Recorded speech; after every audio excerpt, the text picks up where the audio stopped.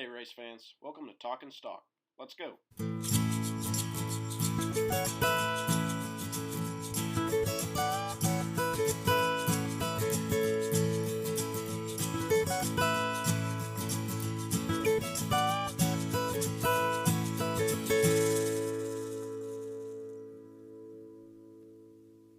Hey, everybody. Welcome back to episode number 7 of Talking Stock.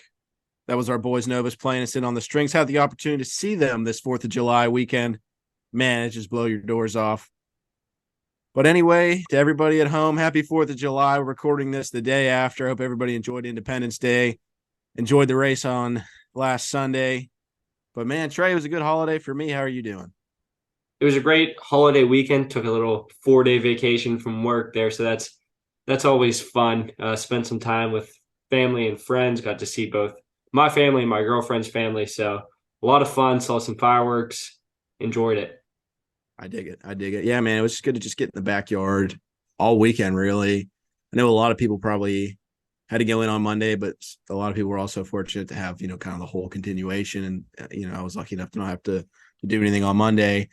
But a question came up during the barbecue, man, and I just want to ask you, are you a cornhole man or are you like a beer pong guy for when it comes to like the backyard barbecue games? The backyard barbecue, it's definitely got to be cornhole. Now, if you're talking a tailgate, different story. Backyard barbecue, cornhole. Yeah, and like I don't think it's up for debate, actually. I think like cornhole is far and away. First of all, it's a sipping game, right? Like you just get like you are playing it. I'm right-handed, so I've got a drink in my left hand. I mean, you just can't beat it, right? I mean, that's just top tier. It was top tier for the 4th of July, man. I can't beat that. Yeah, I can't think of anything more American than drinking a beer, playing some cornhole while someone's barbecuing on the 4th of July. Yeah, maybe mixing a little Rick Derringer, Real American, the Hulk Hogan theme song. That's how you're playing. But man, it was a blast. Great holiday weekend. Love Independence Day every year. A different track for us. We mentioned it last week. I'm sure you've heard it from a number of outlets. If you follow NASCAR, Chicago street race. And on top of that, we didn't even have an American one. We had Shane Van Gisbergen. So congrats to him and the Project 91 team. Winning in the streets of Chicago is an offbeat move from NASCAR. Fitting that we get an offbeat winner, man. But it was an 84% good race. 4th best race of 2023. And Trey, I'd love to hear your thoughts on it. Yeah, so first of all, definitely congratulations to that Project 91 team and SVG. He ran a heck of a race. We saw there at the end when the track started to finally dry out, he was able to really show the speed of that car and the skill that he has coming from the Supercar series and running street course races. That's his style, that's his game. But I think NASCAR achieved their main purpose of this weekend, and that was expanding their audience. I saw something like 80% of at track viewership was like their first time at a motorsport event, which is pretty remarkable. And I would assume that the increase in at home viewership shows very much the same of new people to motorsport watching the race this weekend. That's a very good point. Drawing these new eyes, drawing these new experiences, and you're able to reach the inner part of Chicago by driving the cars through the inner part of Chicago. There's a lot of people that just don't get the exposure. And I think that was probably the overall goal when it comes to creating fans. I mean, it's traditionally a Southeastern sport. That's obviously where the roots of the sport lie. But over the 75 years, there's fans all over this country that really enjoy the sport. And oftentimes people just wouldn't know to turn into television and put on the race. But when you bring the race to people, and that's what the street course did, especially up north and in urban areas, you're able to present the product to them in a creative way. And, I don't know how much people really do this, but at least while it's fresh in your memory, you'll be looking at streets and, for who knows how long, you'll say, man, I'm sitting on this traffic here and man, they were going 160 miles an hour here in some NASCAR cars. So I think that it was definitely a letdown getting the weather that we did. I found myself even being a little bored during the race just because it was very single groove, just because of the wetness of the track. And if you hit a slick spot, especially early trying to pass, you were going into the wall. So really limited your options there. I was pretty disappointed with how the race kind of turned out, to be honest. Just with the overall with the racing, but I don't think that was within anyone's control. Yeah, I didn't think it was a great race from a pure NASCAR fan lens. It was not great. There was little to no passing in the first 60 laps. The only passing we saw is when someone hit a slick spot on the track and ended up underneath the tire barrels or in the wall. So I didn't think it was great from that perspective. I think maybe the weather had something to do with that, because I do think that the last 15 laps we started to see a little bit more of that. But I think overall it could have been a lot better, and was kind of disappointed to see the on track performance. And then some of the blunders that NASCAR had, I think maybe we could have just run this race on Monday. And I think that would have given us a better experience, as well as they knew pretty early that with the rain delays that made the race start, around 6 Eastern time, that we weren't going to go the distance, and they waited pretty long to tell everybody that they were definitely going down to 75 laps, which I think shuffled a lot of the best cars from the day to the back. Yeah, and that was a call that, in all honesty, knowing what we knew when we started the race, just time wise, I think that was a call that could have been made from the very beginning. And it certainly could have been a call that was made a little sooner. I mean, if you were listening to the audio with Adam Stevens and this Christopher Bell group, they were pretty vocal on their disappointment with that. And I think that's for good reason. It not to take anything away from SVG. I mean, to come and win your first race is something you just don't see. We haven't seen it in over 50 years. But at the same time, I don't know if he gets it done if Reddick doesn't get shuffled and Bell doesn't get shuffled. And I think Larson also was a product of that. There were some really good cars that just never made it back up to the front after that pit call, especially because there was only so many laps to go. You're right. I mean, nobody has to worry about pitting again. So it just kind of changed the whole race. Again, it was just, unfortunately, God was not on our side with this one this weekend, because while the race got ran, at the very least, I think the weather contributed to obviously the finish, but even just the on-track performance. But like I think you touched on earlier, Trey, I think it overall accomplished what NASCAR wanted this weekend. Yeah, it definitely hit the points that NASCAR wanted to do by taking a race to the streets of Chicago. And I think that's step one. Now you have to find the way to hook the fans and keep those fans, because they might not realize it yet, but that their excitement came from it because it was their first race. I think if you keep putting on a similar production year after year, if we keep going back to the street course, and how I think we talked a little bit, it might be cool to see like going to a different city each year to have like one street course on the schedule and shuffle between some cities to bring people from all over. But I don't know if that's NASCAR's plan, but they need to have a better production to hold on to those fans moving forward. Yeah, I agree with that. And I think also I would like to see from NASCAR. I said it last week. I mentioned it prior. This is an oval series, and I don't want to see that change. I don't think anybody truly wants to see it change, but it's not true to the sport to sell what it's not. And what I don't want to see happen is them throw quantity at the problem if they say a big boost in this, just like we saw with a ton of the influx in the extra road courses. And then it's Bristol dirt, and we're going into the Coliseum. I think all of this stuff is good in moderation, and good if they keep it to a few marquee events. Like obviously the Clash is not a points paying race, but I don't want to see half of the schedule become gimmicks.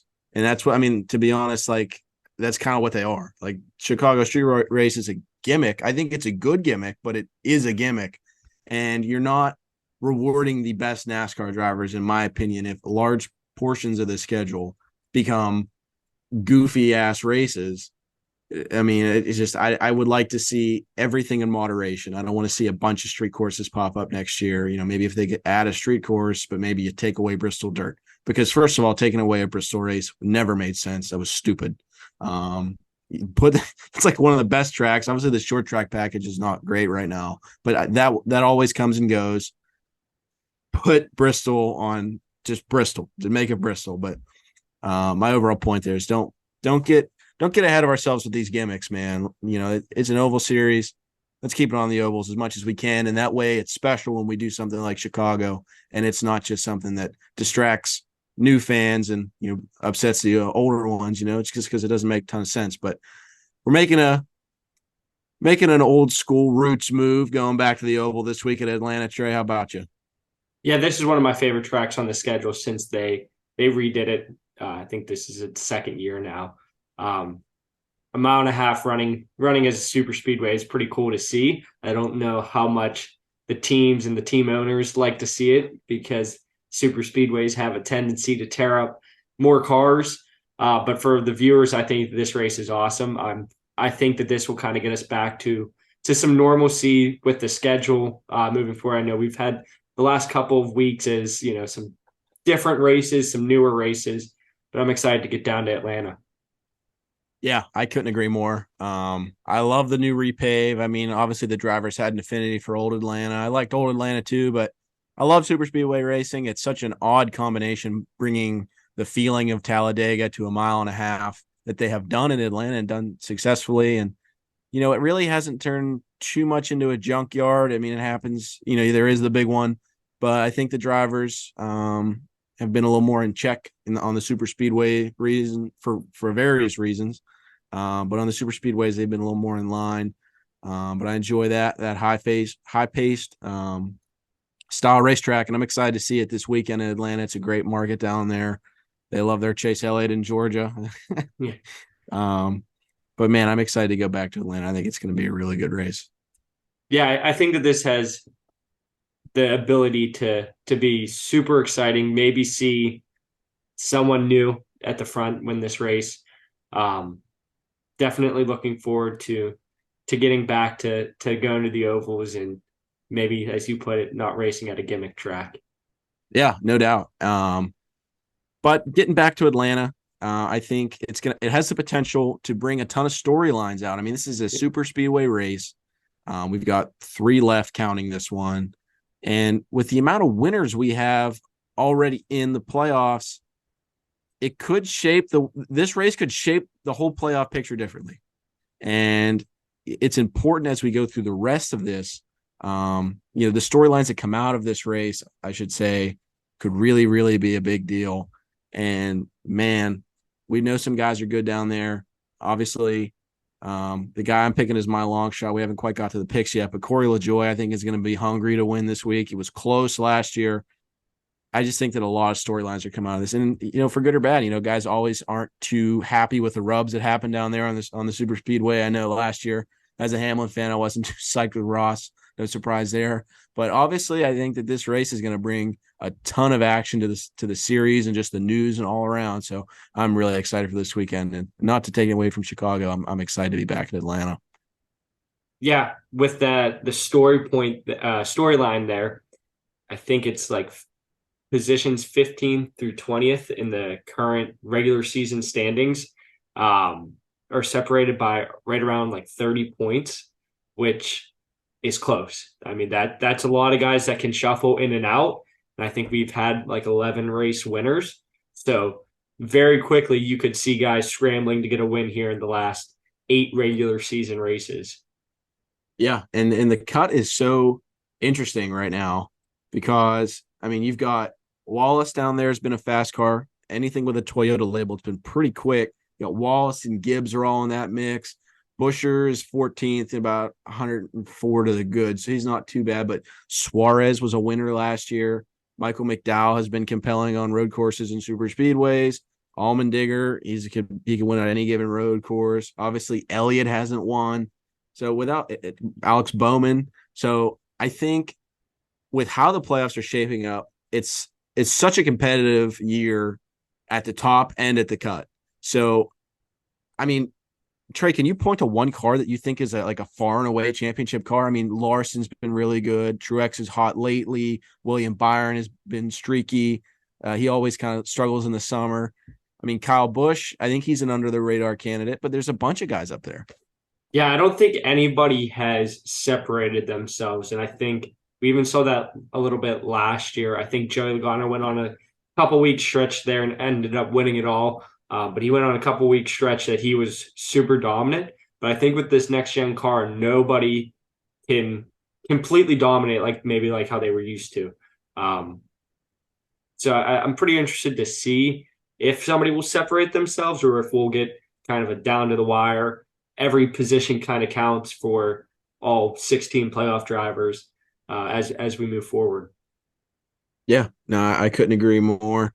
But as we get into our Atlanta picks here, Trey, not a really eventful Chicago race for us. The shuffle kind of took all of our picks out of it. We both landed a point off of Chase Elliott. So the season standings are currently 12-4 in favor of Trey.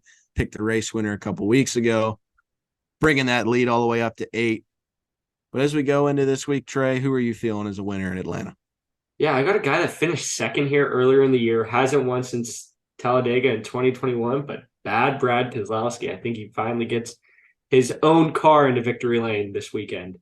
Yeah, I think that's an exciting pick. And, Brad's been really tough, especially at Talladega. So hopefully he keeps some heat on the super speedways down south. And I'd love to see Brad win. I was obviously not too much a fan of his for the majority of his career, but now that he's kind of taken on this role at RFK, that's a very storied team. The 6 is a storied number. I'd love to see him back in victory lane.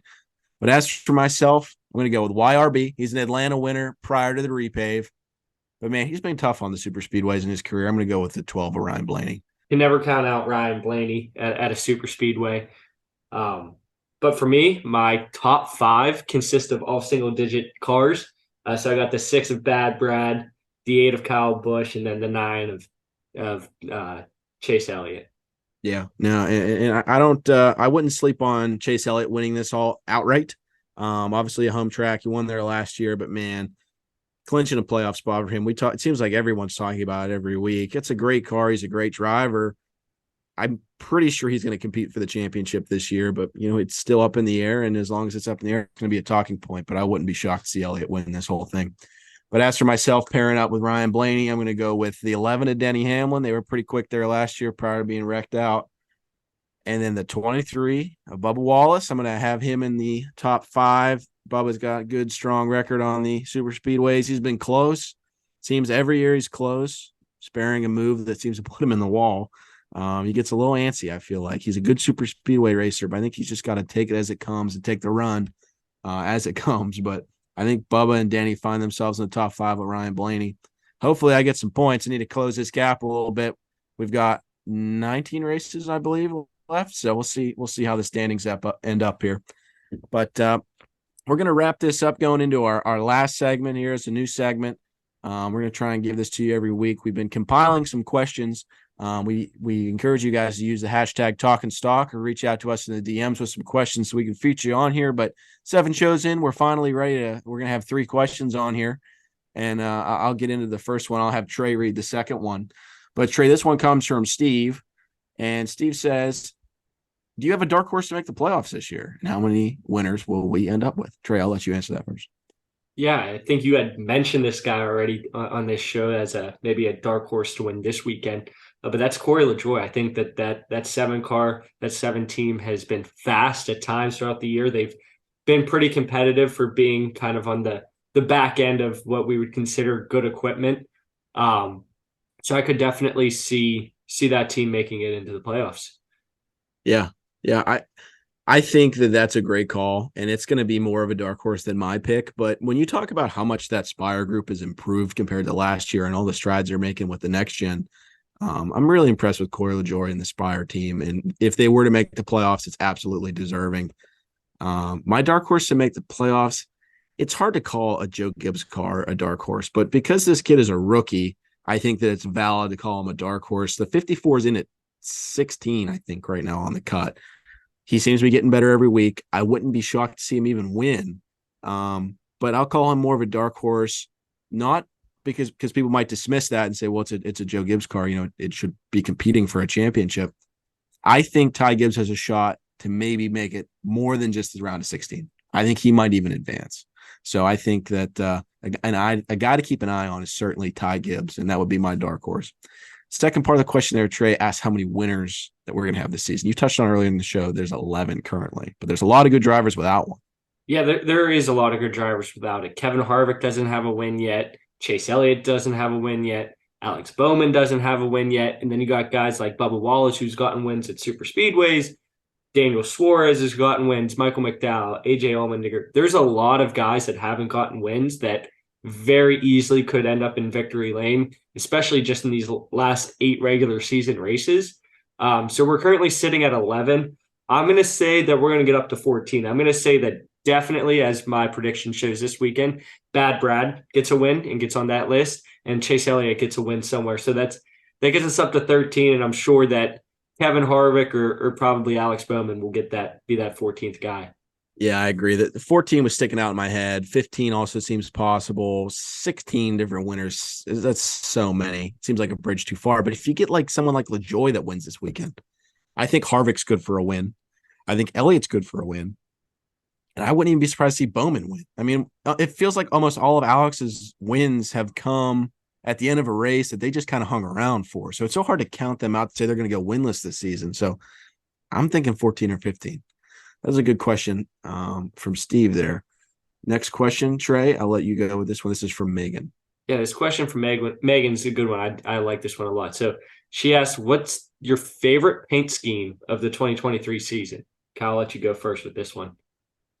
This is tough. My Denny Hamlin instinct is asking me to go with the 11 car they're going to run this weekend. They ran it last year at Atlanta. They're running it again. It's a Coca-Cola scheme with chrome letter numbers. I think it just looks sick. It reminds me of like a 90s car. I think it's just clean looking. But to not be a homer, I'm going to say my favorite was Michael McDowell's Folgers throwback to Mark Martin. That was a really good scheme. Yeah, I like that one a lot. I also won't be a homer. I do like some of the schemes that Kyle Busch has run this year. That Lucas Oil blue car with the white and red there. That one was pretty cool to see. But my overall favorite has been Tyler Reddick when he drove the Michael Jordan UNC kind of throwback car there, the Tar Heel blue, if you will. Certainly not a North Carolina fan, but I thought that car was super cool and kind of showed like the outreaches that NASCAR has brought in, getting someone like Michael Jordan into the sport. Yeah, I think that's a great answer. That's just a good color. That Tar Heel blue is just it's good. Also as a non-North Carolina fan, but it's a good color.